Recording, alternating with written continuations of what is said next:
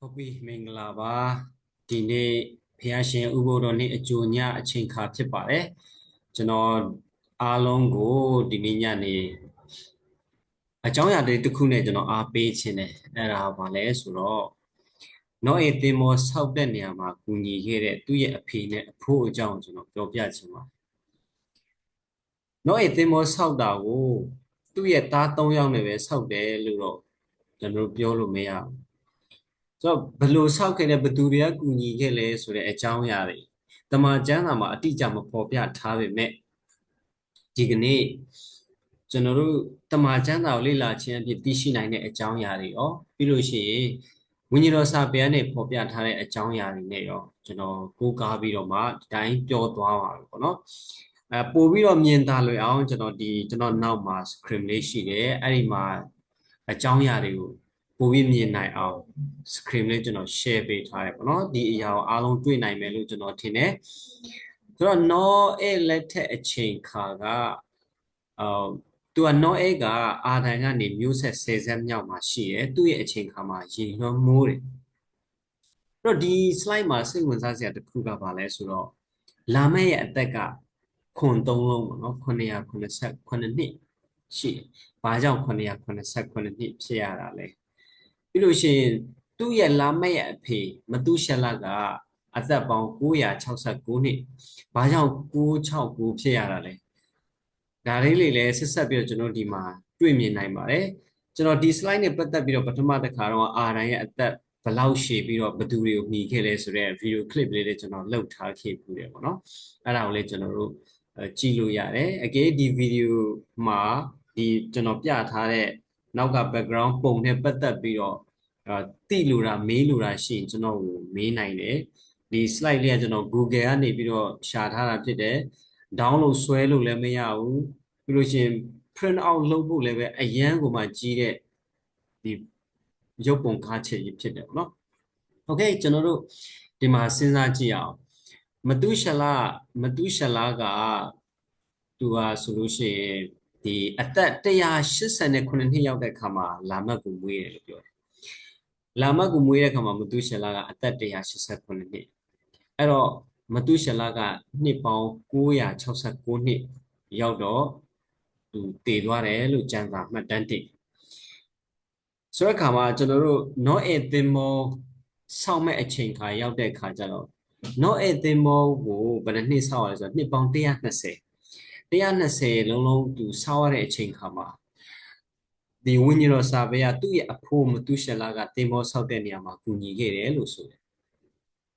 ဒါဆိုလို့ရှိရင်ဘာကြောင့်နောအေသင်္ဘောထဲမှာသူ့အဖိုးကမဝင်ရတာလဲ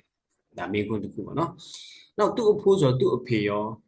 ကျွန်တော်ကတော့ပြောချင်တယ်သူ့အဖေလည်းပဲနော့အေသင်္ဘောဆောက်တဲ့အခါမှာကူညီခဲ့တယ်လို့ကျွန်တော်တို့တွေ့ရနိုင်တယ်။ဘာကြောင့်လဲဆိုတော့ကျွန်တော်ဒီမှာတစ်ချက်ပြအောင်နော်ဒီမှာလာမဲ့အသက်က900ဒီမှာဆိုလို့ရှိရင်နော့အေမွေးတဲ့အချိန်မှာသူ့ရဲ့အဖေရောသူ့အဖိုးရောနော်ကျွန်တော်တို့ရှိနေသေးတယ်ဒါဆိုကျွန်တော်တို့တွေ့ရတယ်နော်နော့အေရဲ့အသက်900ဝန်းကျင်လောက်မှာ900ဝန်းကျင်လောက်မှာတင်မောကြီးစဆောက်တယ်လာမတ်ကဘယ်ချိန်မှာတည်လဲဆိုတော့ရေလွှမ်းမမိုးခင်9နှစ်အလိုမှာပဲသူတည်သွားတယ်အသက်ဆုံးသွားတယ်ပေါ့နော်ကွယ်လွန်သွားတယ်ပေါ့ဆိုတော့9နှစ်အလိုဆိုတော့တင်မောဆောက်တာကနှစ်ပေါင်း120လေဆိုတော့9နှစ်အထိဆိုတော့နှစ်ပေါင်းဘယ်လောက်ထိလဲ120ဆိုတော့115နှစ်ထိနှစ်ပေါင်း115နှစ်သူတင်မောဆောက်တာကူညီခဲ့တာကျွန်တော်တို့တွေ့ရတယ်ပို့ပြီးတော့ထူးဆန်းတာသူတို့ရဲ့အဖိုးမတုရှလက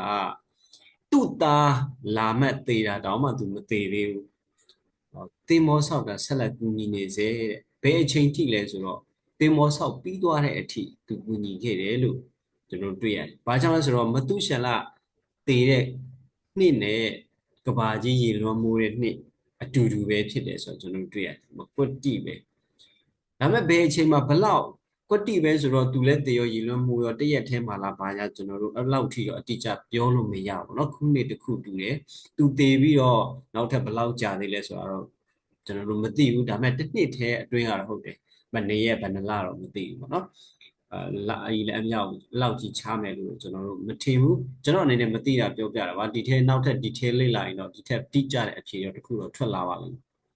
ဒီတော့ကျွန်တော်ပြောချင်တာဒီ not a demo ဆောက်တဲ့အခါမှာသူ့အဖေရောသူ့အဖိုးရောကကူညီခဲ့ပါတယ် not a ဟာမိသားစုအတွက်စံပြပုဂ္ဂိုလ်တူဖြစ်ခဲ့တယ်မိသားစုအားလုံးတင်မောတဲ့ဝင်အောင်ဆွေးယုံခဲ့တယ်ဒီလာမတ်ကသူ့အဖေမသူရှလာလို့အသက်ရှင်မယ်ဆိုရင် not a တင်မောမှာဝင်ရအောင်မယ်ဘာဖြစ်လို့မဝင်တာလဲဒီကလေးဟိုဘက်ကျတော့ next generation ဖြစ်တဲ့ဒုတိယကဘာဖြစ်နေတဲ့အတွက်ကြောင့်ဒီလာမတ်က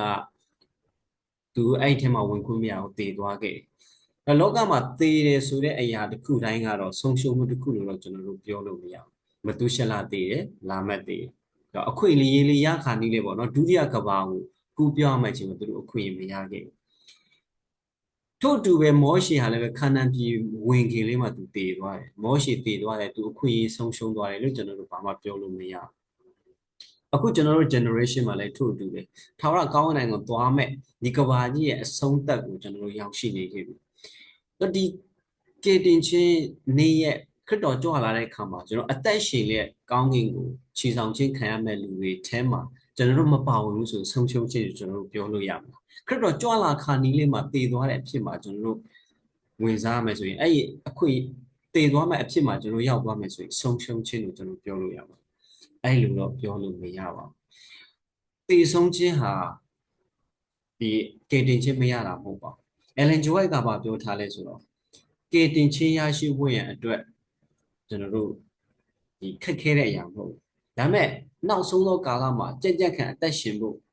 ဘာပြောဆိုနောက်မိုးကောင်းခြင်းမင်္ဂလာရဖို့ဆိုတာပို့ပြီးတော့ခက်ခဲတယ်ဒါကြောင့်မလို့နောက်မိုးကောင်းခြင်းမင်္ဂလာနဲ့ဆက်ပြီးတော့မသွားနိုင်တဲ့သူတွေအတွက်ကစောစောစီးတည်သွားလိမ့်မယ်เนาะအဲ့ဒီအချိန်ဂျားလေးမှာသူပေးတည်လိမ့်မယ်ဆိုတာဒါတည်ခြင်းတရားဆိုတာအဆုံးရှုံးမဟုတ်ဘူးဆိုတာကျွန်တော်တို့တွေ့ရတယ်ဆိုတော့ဘုဒ္ဓတအနေနဲ့ not a thing မောဆောက်တဲ့အခါမှာသူ့အဖေနဲ့အဖိုးဟာကူညီခဲ့ပါတယ်ဒုတိယတစ်ခုအနေနဲ့ကျွန်တော်တို့အခုလိုကျွန်တော်ရင်ဆိုင်နေတဲ့နောက်ဆုံးသောကာလဒုက္ခဆင်းရဲဒီလိုစိန်ခေါ်မှုတွေရင်ဆိုင်နေရရင်ကျွန်တော်အသက်ဆုံးရှုံးမယ်ဆိုလို့ရှင်ဒါပျက်စီးဆုံးရှုံးမှုမဟုတ်ဘူးကျွန်တော်တို့ဒီဟာလှုပ်ဆောင်နေတဲ့၍ကျွန်တော်အသက်ရှင်နေတဲ့၍ဘုရားပေးထားတဲ့တောင်းကိုခြေပေါ်အောင်လှုပ်ဆောင်မှုတွေဖြစ်တယ်ဆိုတာကျွန်တော်တိုက်တွန်းအားပေးလိုက်တယ်ဘုရားကောင်းကြီးပေးပါစေအာမင်